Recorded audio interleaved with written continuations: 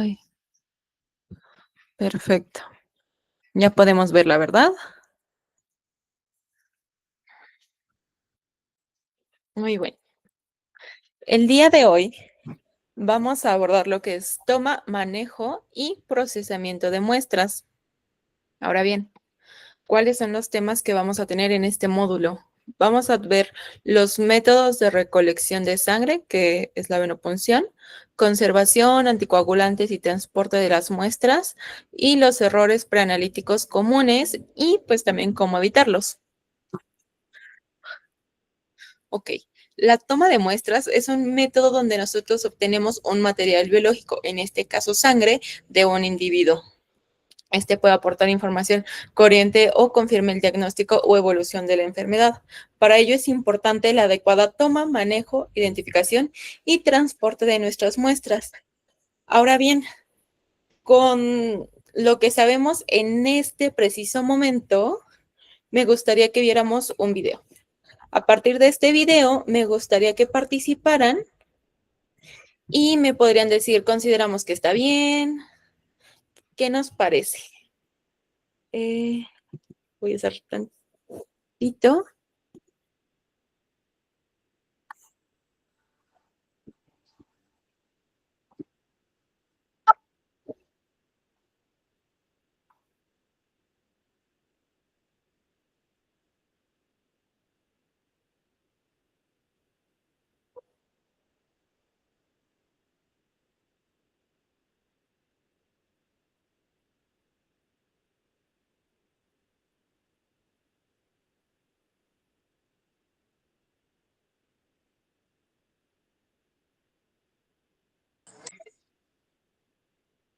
Perfecto. ¿Qué vieron?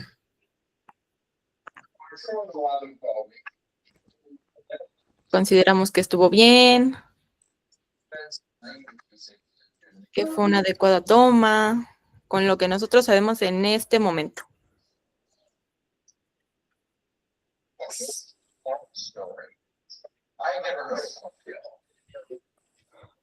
Mm, bueno, algo muy importante que tenemos que ver nosotros es desde la sujeción, si vemos que nuestro pacientito está un poquito más nervioso, como vimos el perrito empezó a temblar, pues al momento de empezar la sujeción podemos colocarle un bozal y no colocar la cara tan cerca de nuestro paciente, porque en dado caso de que se ponga muy nervioso, pues puede llegar a atacarnos, no porque sea un perro violento, más bien porque se encuentra nervioso y pues sabemos que ese es un método que él va a utilizar para intentar zafarse de eso.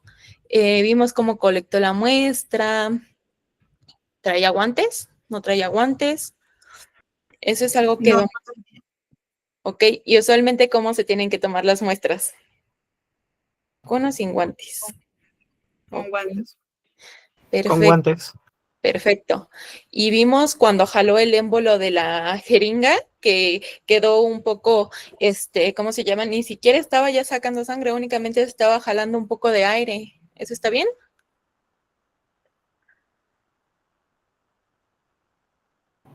No. No. Perfecto. Entonces, a partir de eso, nosotros es que vamos a empezar a trabajar. ¿Qué condiciones vamos a considerar antes de tomar la muestra? Primero, la especie, ya sea un perro o un gato. Nuestro fin zootécnico de nuestro perro o gato muchas veces sí nos llegan a llevar, puede ser perros de guardia y protección, únicamente de compañía que ya son en la mayoría en la ciudad, o incluso pues en perritos que sean de la canófila y únicamente vayan a algún chequeo. También el tiempo transcurrido entre toma y análisis. Puede ser que nosotros la tomemos a las 10 de la mañana, llamemos al laboratorio y nos dicen llegó a las 2. Entonces ya nosotros vamos a saber qué es lo que vamos a realizar con nuestra muestra para que ésta llegue adecuadamente al laboratorio. También el tipo de prueba a realizar para saber qué tubo es el que yo voy a utilizar y también el volumen que vamos a colectar, porque no es lo mismo que tengamos un dogo de Burdeos a que tengamos un cachorrito de apenas unos 300 gramos. Como sabemos, ya hay tubos más chiquitos que van a cumplir la misma función que nuestro tubo morado y justamente nos va a ayudar a colectar menor cantidad de sangre y también a que los eritrocitos lleguen adecuadamente. En algún punto, también debimos haber conocido este tipo de requisiciones, que es la que nos hace llegar a nuestro laboratorio. Es muy importante colocar la reseña. Aquí que vamos a poner la especie, el nombre, el sexo, edad, si tiene fines técnicos, si no, no. Las enfermedades preexistentes. Y en historia clínica, el motivo de envío de nuestra muestra, datos del propietario, procedencia de la muestra, si es posible poner en qué lugar se tomó, si nuestro pacientito se puso reactivo, se estresó un poquito al momento de que nosotros hicimos el manejo o inclusive la toma de muestra. También es muy importante colocar si ha tenido tratamientos anteriores, ya sea que haya estado hospitalizado con nosotros y nosotros le tomemos la muestra al día siguiente en la mañanita. Llegó en la noche, le tomo la muestra en la mañanita, ponemos todo lo que le hemos estado administrando, ya sea antibiótico, únicamente fluidoterapia o también otro tipo de manejos. Y ahora bien, también tenemos que identificar a nuestra muestra. Todos nuestros tubos tienen que llevar un nombre o identificación. Muchas veces ponemos el nombre del pacientito, ya sea, por ejemplo, Toby. Y posteriormente podemos poner el apellido del propietario, suponiendo González. La fecha de muestreo también es muy importante. En dado caso de que nosotros mandemos nuestra muestra al día siguiente incluso, que nos mencionan de, ok, tienes que, por ejemplo, refrigerarla. Entonces ya ellos saben que se tomó un día antes y ya saben qué manejo se debe realizar. También la hora de la toma, esto también es muy importante. Lo vamos a ver después de un rato. Y muy importante, el nombre del hospital, porque muchas veces mandamos nuestra muestra de un Toby González y resulta que ese día llegaron 4 Toby González.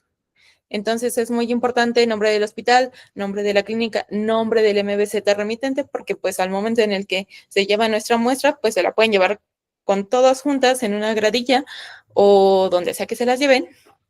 Y entonces pues ahí podemos perder la trazabilidad de nuestra muestra.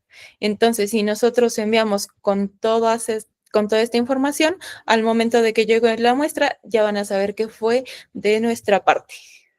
Y cualquier cosa que pase con la muestra de se abrió, se rompió, nos pueden llamar inmediatamente y no estar buscando de cuál faltaba.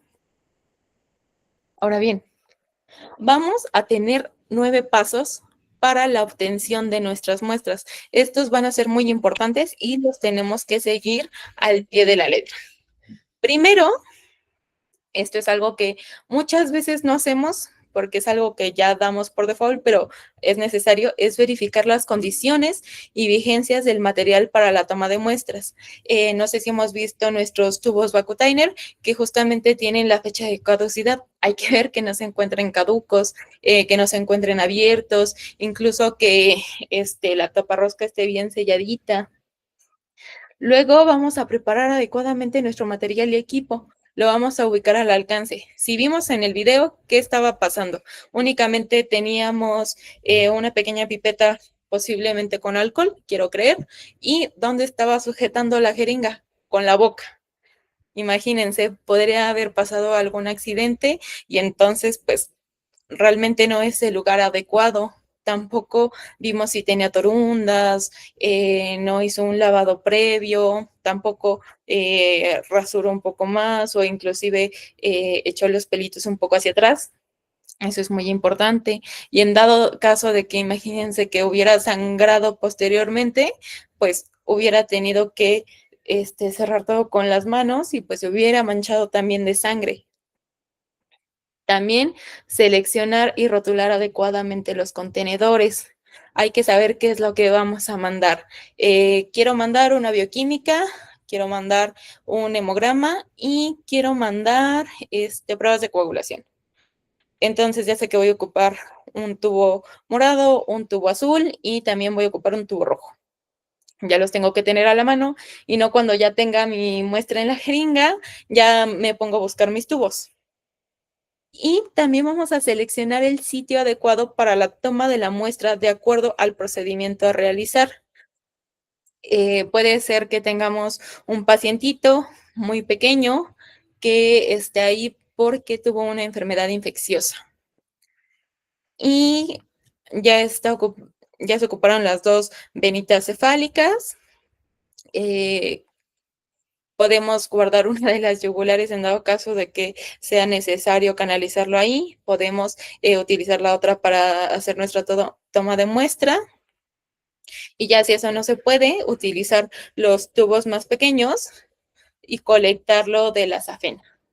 Entonces es necesario saber cuál es la cantidad que puedo colectar de mi paciente para saber qué tubo voy a utilizar para usarlo adecuadamente. También es muy importante lavarse las manos antes de tomar la muestra o al inicio del procedimiento. Recordemos que una vez que nosotros tenemos a nuestro pacientito rasurado, no únicamente es a él ponerle clorexidina, ponerle yodo o incluso su alcoholito directamente. No, no, no. Primero nosotros nos lavamos las manos porque la asepsia también empieza desde ahí. Y realizar la toma acorde a la técnica correspondiente al tipo de diagnóstico. Es decir, vamos a colectar la sangre suficiente y justamente si nos va a pedir, ¿sabes qué? Yo quiero enviar un hemograma, quiero que me hagan frotis y aparte yo, dentro de mi clínica, quiero hacer un microhematocrito. Definitivamente no voy a colectar un tubo pequeño, voy a colectar el tubo grande para que me alcance para todos estos diagnósticos. Si no, no se va a poder. Y identificar si se presentan complicaciones asociadas con la toma de muestras. Al momento en el que yo tomo la muestra, puede ser que mi pacientito se haya movido, puede ser que incluso yo no haya entrado adecuadamente al vaso sanguíneo y entonces empiezo a redireccionar.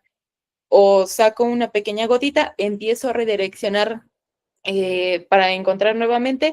¿Y qué pasa ahí? Puede que ya se empiecen a formar coágulos o incluso puede que yo misma esté haciendo procesos, se conocen como demólisis, es decir, vamos rompiendo los eritrocitos de tanto que estamos moviendo. Entonces, es muy importante saber, ¿sabes qué? Sí hice esto. Entonces, voy a tomar nuevamente la muestra o, ¿sabes qué? Siento que tiene coágulo. Entonces, es preferible tomar nuevamente la muestra a que nos regresen valores alterados o definitivamente no nos la acepte el laboratorio. Y justamente evaluar nuestra muestra y determinar si aplica un criterio de rechazo de la misma. Al momento en el que ya nosotros la tenemos en nuestro tubito colector, ya con nuestro anticoagulante, vamos a empezar a moverla muy despacito y vamos a ir viendo si tenemos algún tipo de coágulo, si colectamos la muestra suficiente.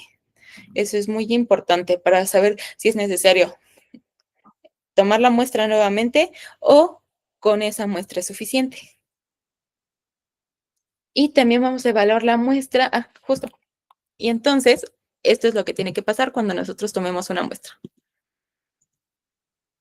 Miren, aquí ya tenemos guantes, aquí está nuestro alcoholito, aquí está nuestro pacientito y quiero que vean cómo toma la muestra.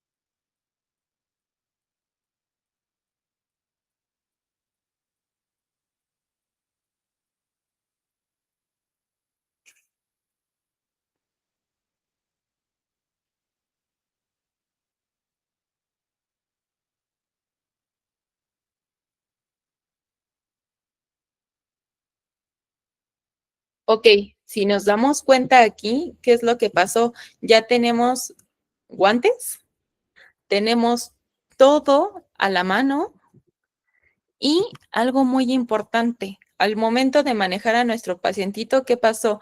En este caso, la persona que era la auxiliar retenía la cabecita hacia un lado y con la otra le podría hacer torniquete o incluso la doctora pudo haber realizado el torniquete, pero ya veíamos mayor control tanto sobre nuestro paciente, estaba muy tranquilo y también cómo manejamos la muestra. No se hizo un vacío, al momento de jalar el émbolo no lo jaló demasiado fuerte, se vio bastante bien.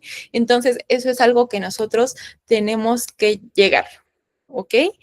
No estar redireccionando la aguja, a veces nos pasa, sí, pero en esos casos sí es mucho mejor. Si ya pasamos como unos 3 intentos de redirección, mejor sacamos, desechamos esta muestra y la volvemos a tomar para asegurarnos que está bien tomada y no va a haber ningún tipo de artefacto. Entonces, como vimos, ¿qué es lo que vamos a necesitar? Muy, muy importante, nuestro equipo de protección personal. Para la toma de muestras biológicos se debe de cuidar la seguridad de la persona que va a tomar la muestra. Para garantizar nuestra seguridad, vamos a necesitar lo que son nuestros guantes. Este va a ser nuestro número uno. Muchas veces también podemos utilizar cubrebocas en dado caso de que nos fuera a salpicar. Esperemos que no. O incluso hay personas que se ponen una bata que ya no vayan a utilizar para cirugía, también puede ser una opción.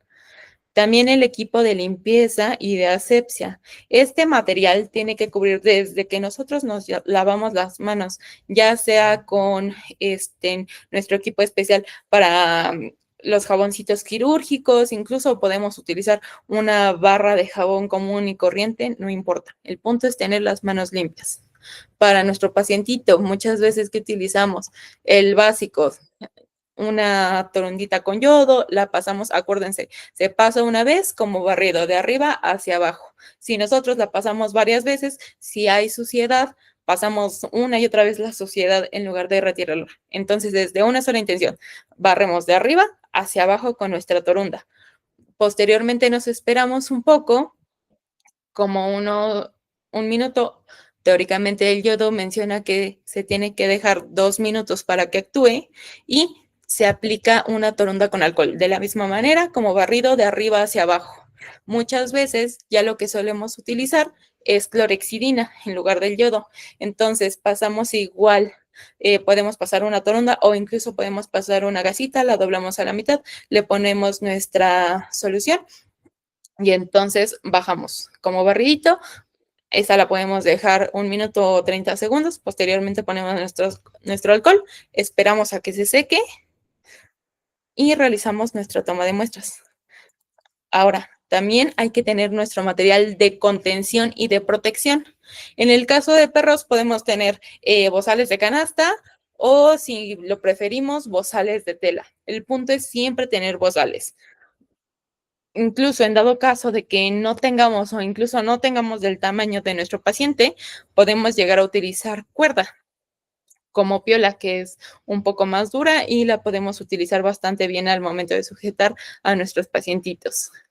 En el caso de los gatos, podemos utilizar toallas, que es lo más común, o también podemos utilizar bolsas. Este tipo de bolsitas se encuentran en muchas clínicas, suele ser de ayuda. ¿Por qué? Porque justamente nos permite tener afuera lo que son los miembros de nuestro pacientito, en dado caso de que nosotros querramos sacarlo de la vena cefálica o la vena safena, o incluso si únicamente queremos hasta el cuellito para la yugular, nos queda perfecto. Muchas veces no nos acomodamos porque el pacientito sí es más libre de moverse adentro, entonces es cuestión de cada quien. Lo único que nosotros buscamos al momento de tener un pacientito así es que se deje manejar, que sea un manejo más cat friendly. Vean, algo así. Que podamos tener el miembro al alcance, que no nos pueda llegar a morder y algo muy importante, que no muerda a nuestro veterinario auxiliar, si no, imagínense. Entonces, ¿alguno de ustedes ha utilizado gabapentina antes del manejo de sus pacientes? Bueno, miren, es algo que se ha utilizado bastante. Ay, permítanme, aquí está. Y entonces, de acuerdo a la revista de comportamiento veterinaria del volumen 80, que salió justamente de julio a agosto del 2025, se hizo un estudio que evaluó justamente los efectos del uso de gabapentina sobre el comportamiento y los resultados de pruebas de laboratorio de gatos sanos. Para este estudio se utilizaron 40 animales sanos, siendo 50% hembras y 50% machos. Iban a tener edades comprendidas entre 6 meses a 2 años, un peso promedio de 3.22, siendo el menor 2.065 y el mayor de 5.32, y se les administró una dosis oral de gabapentina de 100 miligramos por kilogramo, administrada 90 minutos antes de visita veterinaria. Se llevaron a cabo 2 visitas con 2 semanas de diferencia, se tomaron los estudios las 2 veces y los resultados es que disminuyó el estrés de acuerdo a las tablas de puntuación. Al momento de recibir los resultados no se observó leucocitosis, ni hiperglicemia, hipopotasemia, ni aumento de lactato inducido por estrés. Lo que sí provocó fue menor recuento de linfocitos, pero fue muy marginal. Es decir, si el valor mínimo era de 1, fue de 0.9, entonces no tuvo relevancia clínica. Entonces es de mucha ayuda al momento de tener a nuestros pacientitos y no nos va a provocar ningún aumento de ninguno de los analitos que nosotros vamos a ver. Entonces, ahora, ¿qué métodos de recolección de sangre tenemos? Como habíamos visto, tenemos varios sitios de venopunción. Por elección, siempre vamos a intentar de la vena yugular externa, porque va a ser la que más vamos a tener a la vista, más fácil de manipular y también vamos a obtener mayor cantidad de sangre. Sea de un gato, sea de un perro, siempre vamos a obtener mayor cantidad de sangre. Si esto no es posible, podemos seguir con la vena cefálica, también es de fácil acceso y al momento de tomar la muestra, pues nos da buena cantidad. Si esta no se puede, podemos intentar vena safena, vena femoral. En perros, pues no hay tanto problema. En gatos sí podemos llegar a tener un poco de complicaciones. Entonces, algo muy importante es el calibre que vamos a utilizar con nuestros pacientitos. En un momento los vamos a ver. Ahora bien, ¿cuál va a ser nuestro método de sujeción? Para la vena yugular, vamos a colocar a nuestro perro o gato en decúbito external, cerca del borde de la mesa de exploración. Con nuestra mano dominante vamos a tomar la cabeza y vamos a orientarla hacia el asistente o la persona que está sujetando al animal, o podemos ajustarla hacia diagonal para evitar que esté en contacto también con nuestro asistente, la persona que esté tomándolo, y también para que no se estrese. En el caso de la vena cefálica, vamos a sujetar en decúbito external igualmente, pero no va a ser necesario que sea al borde de la mesa. Vamos a sujetar el cuello y cabeza con una mano y con la otra vamos a tomar la articulación del codo, tratando de extender el antebrazo para aplicar la ligadura o torniquete. En el caso de la vena safena, vamos a colocarlo en decúbito lateral. Nuestro auxiliar se va a colocar de espaldas del perro y va a sujetar con una mano las patas delanteras y con la otra el miembro pélvico de la cual se va a tomar la muestra, aplicando justamente el torniquete para que el médico que la tome sea más fácil. En algunos casos, como habíamos mencionado, es necesario el uso de bozal, debido a que a que pueden llegar a ser animales muy hiperactivos o agresivos, o como habíamos mencionado, pueden llegar a ser nerviosos. No es que sea un animal agresivo, únicamente se va a intentar zafar de eso y pues, ¿qué puede llegar a pasar? Puede intentar morder. Se debe de colocar antes de empezar con la manipulación del animal. Si nos informan que es un animal ansioso, que puede llegar a morder, que puede llegar a ser agresivo, aunque no confía tan fácilmente, es mejor colocarlo a estarnos peleándonos con nuestro pacientito. En el caso de los gatos, para la vena cefálica vamos a tomarlo de la cabeza firmemente con ligera presión en zonas laterales Vamos a tirar ligeramente hacia arriba y con la otra mano se va a tomar el miembro tratando de extender el antebrazo del gato para aplicar la ligadura o torniquete, justamente como lo estamos aplicando aquí. Muchas veces lo que hacemos es pasar el brazo por debajo del cuello del animal, pero pues es mucho más difícil y el gato es más fácil que nos pueda dar una mordida. En gatos que son muy nerviosos o agresivos, justamente el uso de fundas inmovilizadoras, toallas o cobijas van a ser necesario. Depende cómo nos acomodemos más al momento de empezar a, ¿cómo se llama? A sujetar a nuestro paciente. Esto nos va a permitir exponer alguno de los miembros, ya sea delantero o trasero, sin que nuestro animal se estrese. Ahora bien, ¿qué es algo que tenemos que cuidar nosotros? Por ejemplo, el uso de medicamentos. Si nuestro paciente está tomando algún corticosteroide, podemos ver un aumento de neutrófilos por liberación desde médula ósea. Si está tomando antiinflamatorios o inmunosupresores, podemos suprimir la respuesta inmunitaria y entonces va a reducir número total de leucocitos. Y si nosotros estuvimos dando líquidos, puede ser con 12 horas de antelación, 6 horas de antelación, pero que hayan sido una gran cantidad de líquidos, podemos diluir la sangre. Entonces va a haber disminución de hematocrito y pues nos puede dar falsos resultados. Entonces, vamos a solicitar que la obtención de muestras se realice antes de la administración, ya sea de estos medicamentos o de los líquidos. Si nuestro pacientito va a acudir a las 6 de la mañana, que no tome la de la mañana, únicamente se haga la toma de la noche de sus medicaciones y ya nosotros podemos hacer la toma de muestras y posterior a la toma de muestras ya se puede tomar sus medicamentos con normalidad. Como mencionábamos, el calibre de la aguja para tomar la muestra sanguínea va a ser muy importante.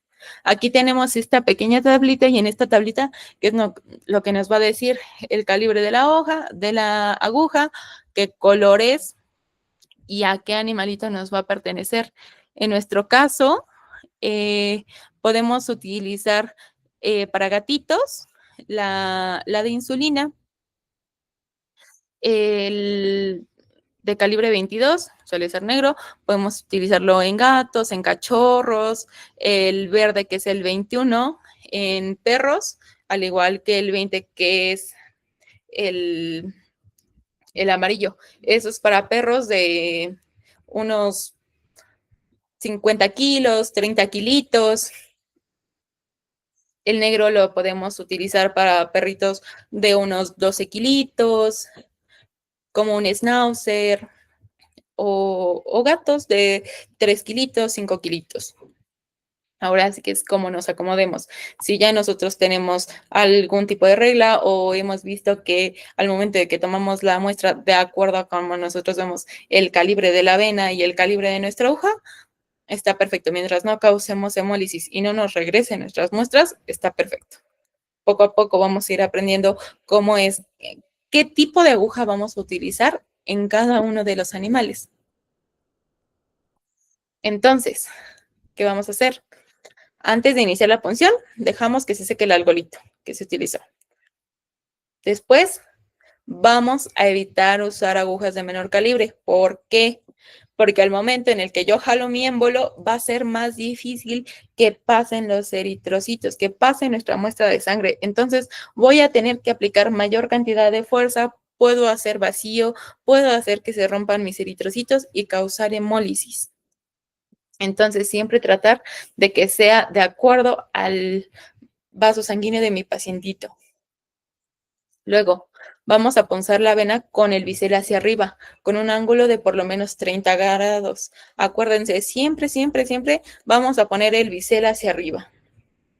Ese es algo que siempre tenemos que hacer. Y luego, cuando se extrae con jeringa, vamos a verificar se ajuste para evitar que se forme espuma. No vamos a tirar de la jeringa con mucha fuerza como la hizo en el primer video. Más bien tiene que ser poco a poquito, ver que se vaya llenando nuestra jeringa. Posteriormente, la sangre extraída no debe exponerse a temperaturas muy elevadas ni a la luz directa. Entonces, nosotros podemos tener una gradillita que se encuentre en nuestra zona de preparación o incluso podemos dejarla en recepción siempre y cuando no esté en contacto directo con la luz y tampoco haga mucho calor. Y algo muy importante, no dejar la sangre en contacto directo con el hielo. En dado caso de que nosotros vayamos a refrigerar nuestras muestras, nunca hay que congelarla. Entonces, ahora bien, para la conservación, anticoagulantes y nuestro transporte de las muestras. Este es el sistema que casi todos utilizamos, que el sistema de tubos con vacío es Vacutainer. Este contiene aproximadamente 1.8 miligramos de DTA por cada mililitro de sangre. Va a requerir aproximadamente unos 3 a 5 mililitros de sangre. Usualmente este tipo de tubos tiene una marca hasta donde nosotros la vamos a llenar. Siempre, siempre, siempre tenemos que respetar esa marca. Nunca ponerle menos, nunca ponerle más. En el caso de los pequeños, van a requerir de 0.25 a 0.60 mililitros de sangre. Depende qué tan pequeño. Hay algunos que pueden llenarse con 0.5 o 0.8. Y este va a contener 1 miligramo de EDTA por cada mililitro. En dado caso de que nosotros, al momento de colectar la muestra, resulta que en lugar de colectar 5 mililitros, 3 mililitros, recolecté 1 y la coloqué. Y dije, bueno, ya se juntó con el EDTA, no pasa nada, pero ¿qué creen? Al momento de que yo la mando, va a haber crenación de eritrocitos y fragmentación de plaquetas. Entonces, mis eritrocitos, ¿se acuerdan la vez pasada cómo se veían ovaladitos? Aquí se van a ver como dentados. Es como si los hubieran ponchado uno por uno. Y entonces, pues ya no se van a ver los eritrocitos, y esto es un artefacto. Entonces, definitivamente nos van a decir que esa muestra no habrá servido para nada y vamos a tener que tomarla de nuevo. Entonces, si solamente colecté esto, tengo que tomar nuevamente la muestra y saber si quiero mandar un tubo más pequeño o si sí logro colectar mayor cantidad de muestra. Ahora, les voy a presentar otro. No sé si alguien ya ha utilizado esto. Este es un sistema de jeringa tubo Sardet. Este combina las ventajas de la jeringa como la capacidad para diferentes volúmenes. Tiene un vacío regulable y el procesamiento de la muestra directo de recipientes sin requerir el traspaso. La verdad, yo no lo he utilizado, pero les voy a enseñar. Mire.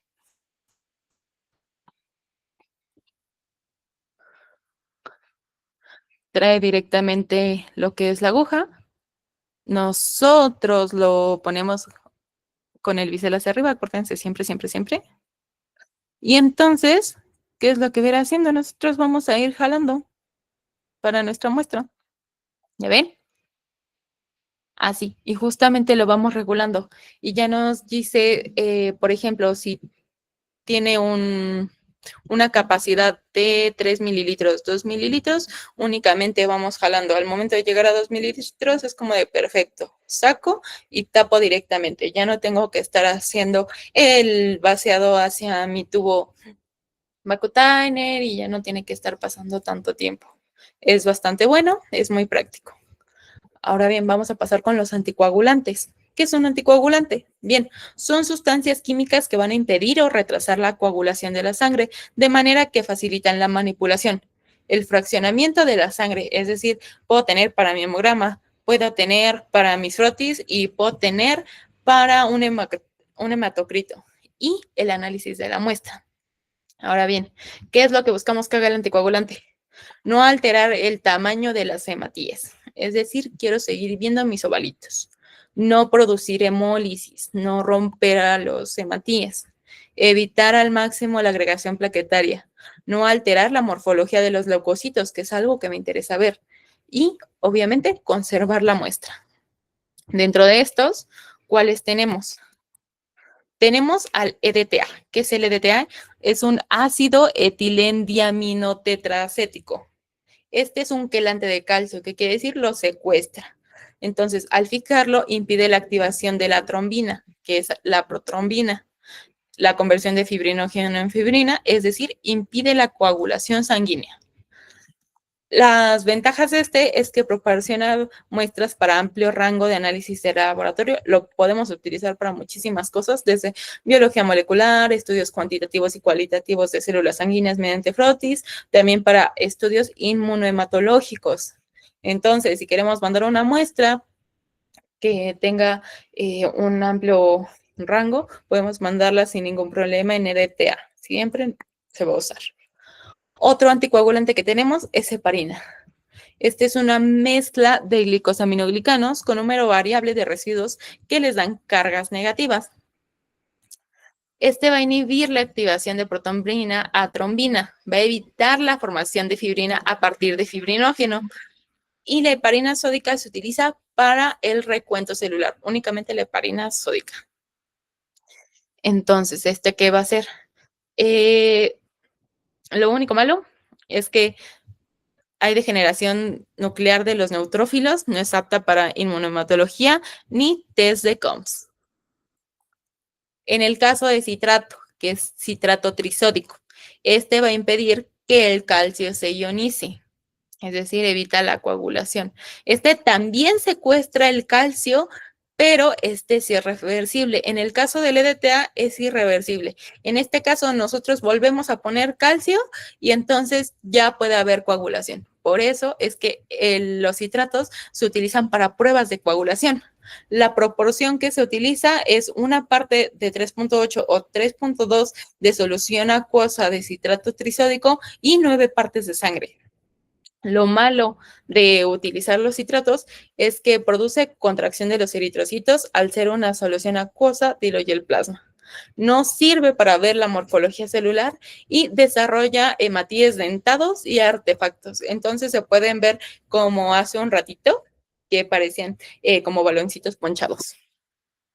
Entonces, yo tengo mi muestra de sangre, la tengo en mi jeringa. ¿Cómo voy a realizar mi llenado? Ah, perfecto. Primero voy a llenar mi tubo azul, que es citrato de sodio. Posteriormente, voy a llenar el que no tiene ningún anticoagulante. Si tengo algún tubo de heparina que yo quiero mandar, lo voy a llenar. Y finalmente voy a llenar el de EDTA. Este justamente es nuestro orden de llenado que siempre tenemos que seguir al momento de que nosotros tengamos nuestra muestra. Y la conservación de estas 3 muestras. El EDTA nos va a aguantar 24 horas si se mantiene a 4 grados centígrados, es decir, si nosotros lo refrigeramos. Nos pueden solicitar a veces que mandemos plasma. Entonces, si nosotros vamos a mandar plasma, nos vamos a esperar un ratito y posteriormente vamos a centrifugarlo. Esto se debe hacer dentro de las 3 horas posteriores a la toma de muestras. La verdad es que el EDTA tiene alta viabilidad celular. Esta puede estar de las 24 y en alguna literatura he encontrado que podemos observar las células hasta 48 horas. Posteriormente a las 48 horas ya no nos asegura ver las morfologías celulares adecuadamente o incluso nos puede dar artefactos. En el caso de la heparina es necesario enviar plasma. La centrifugamos dentro de 3 horas posteriores a la toma y se puede refrigerar hasta 24 horas sin ningún problema. En el citrato de sodio, esto justamente para el análisis de coagulación, de sí no podemos exceder las 4 horas. Si las mantenemos a 4 grados centígrados, es decir, en refrigeración, podemos mantenerlos máximo hasta 8. Pero lo mejor es una vez que lo tomamos, lo enviamos directamente y si no es el caso, no exceder de las 4 horas. Entonces, para obtener muestras para un hemograma, ¿qué vamos a usar? 1, sangre periférica. ¿De dónde? De cualquiera de los puntos que vimos con anterioridad. Posteriormente vamos a utilizar nuestro anticoagulante DTA, ya que preserva mejor las células sanguíneas. En el laboratorio es algo que siempre nos van a pedir e incluso si nos mandan manual de laboratorio es algo que siempre vamos a ver. Una vez extraída la muestra, vamos a agitar con suavidad al menos 10 veces. Ahorita les voy a enseñar cómo. E inmediatamente o dentro de la hora posterior se deben realizar 3 frotis. Esto es importante que nosotros lo hagamos también y que los mandemos, o puede que no los mandemos y únicamente nosotros veamos la morfología celular.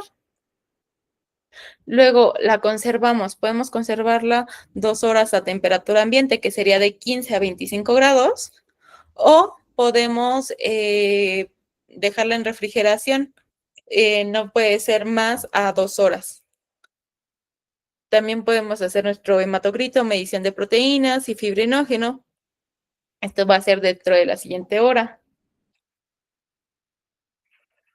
En el caso de que nosotros tengamos alguna sospecha de hemoparásitos, vamos a preparar frotis inmediatamente después de la toma de muestras. En alguna literatura se han encontrado que hasta las 6 horas después de la extracción aún podemos ver la presencia de los hemoparásitos, pero es mejor siempre preparar los frotis inmediatamente después para evitar tener falsos negativos. En el caso de las pruebas de coagulación, la preservación, los citratos como sal de sodio, sal de potasio, justo la proporción de 9 partes de sangre por una parte de citrato al 3.8 o 3.2. Vamos a mezclar la muestra con suavidad al menos 10 veces y si nosotros ya pasamos con nuestra muestra 1 hora, vamos a centrifugarla a 3000 revoluciones por minuto durante 10 minutos. Vamos a colectar el plasma, se mantiene en congelación y las muestras deben ser procesadas en un lapso no mayor a 4 horas. Como les mencionaba en algunos, si viene hasta 6, máximo he encontrado 8 horas, pero siempre se menciona 4. Entonces, yo siempre les sugiero no pasar de 4 horas. Ahora, ¿cómo es que nosotros vamos a hacer la manipulación de nuestros tubos pequeños? Lo vamos a hacer mediante inversiones. Entonces, vamos a tomar nuestro tubo y vamos a empezar a invertirlo. Lo vamos a agarrar entre nuestro dedo índice, pulgar y medio, y vamos a invertirlo. Justamente, nada de agitarlo directamente, no, vamos a invertirlo así como se ve en la imagen. Un tubo normal, que es el que le cabe hasta 5 mililitros, de 8 a 10 veces. Para tubos más pequeños, se recomienda realizar de 10 a 15 inversiones para que se mezcle adecuadamente con el anticoagulante, porque se ha demostrado en algunos estudios que al hacerlo únicamente 8 veces puede haber una presencia de forma de coágulo, entonces es mejor realizarlo de 10 a 15 inversiones para evitar esto. Ahora bien, vamos a ver el transporte de muestras al laboratorio. Siempre, o al menos en su mayoría, ¿qué es lo que pasa? Llega nuestro chico repartidor y en esta pequeña hielerita se lleva nuestras muestras. Siempre se llevan nuestros tubos, nunca sabemos cómo, a veces sí, vemos que los mete incluso en una gradillita de unicel y ya, se van, nos dejan nuestros tubos. Pero justamente hay un manual. Este manual es propiciado justamente por la SADER y también por los laboratorios de diagnóstico. Entonces, ¿qué es lo que nos dice el manual para envío y recepción de muestras para diagnóstico, mejor conocido como REMU-MA-01? Algo importante es que tiene que haber un triple contenedor. En nuestro contenedor primario va nuestro recipiente hermético a prueba de fugas o roturas, es decir, nuestro tubo. Siempre tenemos que asegurarnos que cierre adecuadamente. Si no es así o le tenemos mucho miedo a que se nos caiga, he visto que hay gente que le gusta ponerle cinta, adelante, eso no va a alterar a nuestra muestra. En nuestro contenedor secundario puede ser cartón o plástico para proteger las muestras de golpes y mantenerlas en posición vertical. Y finalmente, nuestro contenedor exterior va a garantizar que el paquete completo esté protegido. Si es algo frío, como habíamos visto, algunos ya mandamos plasma, podemos mandar algún tipo de compresas frías, cumpliendo normativas en cada medio de transporte. Si no, pues únicamente vamos a poner un paquetito extra. ¿Cómo se tiene que ver? De la siguiente manera. Bien, aquí ya tengo mi contenedor exterior, Posteriormente, ¿qué hago? Las echo en esto como portatubitos de papel. Ese es mi contenedor secundario. ¿Y cuál es mi contenedor terciario? Mi bolsita. Dentro de esto. Así es como se tendrían que enviar las muestras, de acuerdo a lo que fue nuestro manual para envío y recepción de muestras para diagnóstico. Muchas veces no lo hacemos. Esperemos que poco a poco se vaya implementando dentro de los laboratorios. ¿Por qué? Porque si nos aseguramos que nuestra muestra va a llegar adecuadamente, no va a haber artefactos gracias a esto de que imagínense, yo cuidé tantas veces las inversiones y al momento de que se las llevan al laboratorio, ¿qué pasa? Se van pegando una con la otra. Entonces, no, ¿verdad? Entonces, como mencionábamos, es muy importante mencionar el tiempo que lleva de la toma para manejar temperatura requerida para su análisis. Si yo le llamo a mi laboratorio a las 12 y resulta que tomé la muestra a las 10, le digo, oye, hola, ¿qué tal? Buenos días. Me gustaría que vinieras por muestras de este hemograma. Se tomaron a las 10 de la mañana y ya.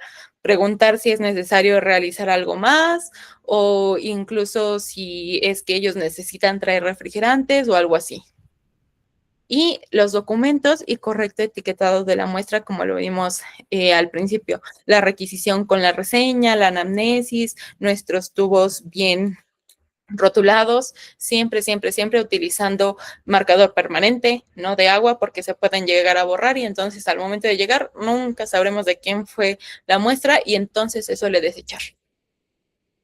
Ahora, ¿cuáles son los errores preanalíticos comunes que hemos tenido y cómo los vamos a evitar? Muy bien, primero tenemos, por ejemplo, nuestra muestra. Nosotros la centrifugamos. ¿Qué es lo que vemos? Un plasma de color pajizo, que es color normal. ¿Ok? Pero imagínense que yo centrifugo mi muestra y me sale de este color mi plasma, que es un tono rosado, rojizo, y esto fue justamente debido a la ruptura de los glóbulos rojos. Es decir, al momento de que yo empecé a sacar mi muestra, mi paciente se movió. Y entonces ahí yo pude haber provocado la hemólisis. O, ¿sabes qué? Estuve redireccionando muchas veces la aguja y al momento de jalar el émbolo lo hice muy fuerte. Entonces ahí yo pude haber provocado la hemólisis. Entonces, ¿qué es lo que tenemos que hacer? Usar técnicas adecuadas para la recolección y manipulación de las muestras. Si vimos que algo nos falló al momento de que nosotros hacemos nuestra toma de muestras o incluso ya cuando hacemos memoria es como de, no, sí, ¿sabes qué? Fui yo porque jalé el émbolo muy rápido o al momento de hacer las inversiones, en lugar de hacer las inversiones, agité directamente como si fuera un yogur bebible. Entonces es como de, ok, en lugar de hacer eso, voy a hacer las inversiones lentamente y vamos a ir mejorando nuestra técnica. También es que nuestro plasma salga lipémico, que es un aspecto más lechoso debido a la alta concentración de grasa en sangre. Entonces, ¿qué es lo que vamos a hacer? Vamos a utilizar muestras de pacientes en ayuno o tratar de que así sea, porque en dado caso de que tengamos un pacientito que llegó de urgencias y sabes que justamente el laboratorio está aquí y quiero mandarlas, podemos mandarlas. Posteriormente, incluso enviar una pequeña nota de, ¿sabes qué? Desayuno hace 2 horas para saber si es que se puede hacer algo con las muestras. A veces sí se puede hacer después de hacer como varios pasajes. Sí, sí se puede llegar a utilizar esa muestra, pero pueden salir algunos analitos alterados. Entonces, siempre hay que tomarlo en cuenta. Recordemos que pueden ser desde 6 horas hasta 12 horas. O también nuestra muestra coagulada presentan coágulos rojos visibles que se adhieren a los palillos de madera al removerlos. Muchas veces al momento de recibir la muestra empezamos a dar como vueltitas con el palillo. Entonces al momento de sacarlo sacamos un coagulote. Entonces, ¿esto por qué se puede deber? Por extracción traumática o tardía. ¿Qué quiere decir esto? Yo estoy tomando mi muestra y al momento de que la tomé resulta que dejó de salir sangre. Entonces, en lo que redirecciono, pues ahí ya me tardé y puede empezar a haber formación de coágulos. No me doy cuenta, la echo directamente a mi tubo y al momento de remover, ¿sabes qué? no la removí las 10 veces que menciona, la removí 2 porque se me hace tarde. Entonces, pues obviamente ya la mandé con coágulos y ya es más difícil.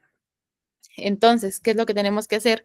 Invertir el tubo de sangre correctamente después de llenarla y extraer nuevamente si detectamos los coágulos. Podemos solicitar a alguno de nuestros compañeros incluso que nos ayude a revisar este tipo de cosas. Y sabes qué, no estoy seguro si sí lo hice adecuadamente o sabes que yo no veo coágulos, puedes echarle nada más una checadita para hacer un double check y ya al momento de que yo mando mi muestra, la muestra llega bien o al menos yo sé que la mandé bien. Y listo. Eso sería todo por la clase de hoy. ¿Tienen alguna duda respecto a algo de lo que vimos o algo? ¿Algún comentario? ¿Algo que hagan en clínica? ¿O algo que les haya pasado con alguna muestra? Sí, no te puedo ver, pero dime. Bueno, es que yo entré un poquito tarde porque no tenía luz, Ok. pero no sé si comentaron o comentó que de qué vena se tomaba la muestra, por ejemplo, en la yugular. Ah, sí, mira. Ay, dame un segundo. Mira, acá están los sitios de venopunción. Ah, sí. Justamente siempre vamos a intentar tomarla de la vena yugular externa. ¿Por qué? Porque es más fácil, un calibre más grande. Entonces, eso quiere decir que nos va a dar mayor cantidad de sangre. Si esta no es posible, podemos recurrir a la vena cefálica. Podríamos decir que en nuestro top va a ir segunda. Entonces, ¿por qué? Porque es más fácil el manejo de nuestro paciente y también nos va a dar gran cantidad. Entonces, de estas dos, sí podemos sacar un tubo Vacutainer de por lo menos 3 a 5 mililitros. Posteriormente, si no fue posible sacar alguna de estas dos, ya sea porque nuestro pacientito se encuentra hospitalizado y ya tiene las venas cefálicas ocupadas, por nuestro catéter o inclusive la vena yugular que a veces suele pasar en cachorros o en gatitos.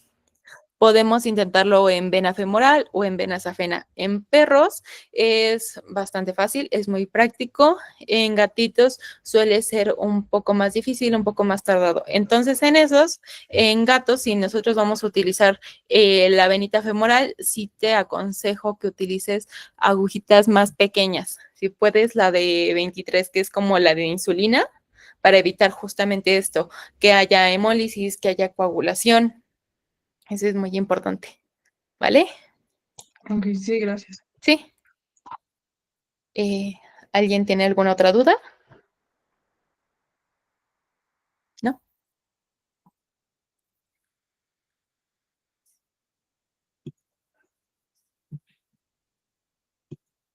Ok. Bueno, sí es así. Eso es todo por la clase de hoy. Y muchas gracias. Si tienen algo que decir, adelante. ¿No?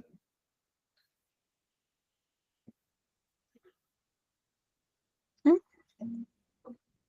Sí, Tengo otra duda, perdón. dime. Es que, bueno, yo estoy ahorita en una clínica, Ajá, apenas entré, ajá, y a la hora de tomar muestras, pues sí la toman de la vena ajá. yugular, pero yo he visto que cuando no pueden o así, se pasan a la otra, que ya sería la arteria, ¿no?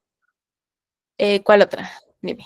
Por ejemplo, si está aquí la tráquea, una es la yugular y ya pasan del otro lado. Ah, es que tenemos izquierda y derecha. Ajá. Entonces está bien, Sí, cualquiera se puede. sí. Siempre, ahora sí que gracias al cielo tenemos izquierda y derecha. Entonces siempre iniciamos, ahora sí que la que, no sé si te das cuenta de que se hacen como presión para intentar sacarla, ven cuál se ve mejor, se llena más rápido, suelen rasurar y al momento de que empiezan a tomarla, lo puedes intentar hasta, he visto que lo utilizan, me gustaría que fuera 2 con una misma aguja, hay gente que lo utiliza más, depende mucho de cómo se les facilite, la pueden pasar al otro lado y no hay ningún problema, no es arteria, no te apures, seguimos haciendo venas. Ok, gracias. Sí. Bueno, si nadie más tiene alguna otra duda, comentario. algo. Por mi parte sería todo el día de hoy y entonces nos veríamos el día de mañana para hablar acerca de hemograma. Gracias. Buenas noches. Gracias. Gracias. A ustedes, chicas. Un placer. Buenas noches. Buenas noches. Muchas gracias, buenas noches. Un placer. Buenas noches. Hasta luego.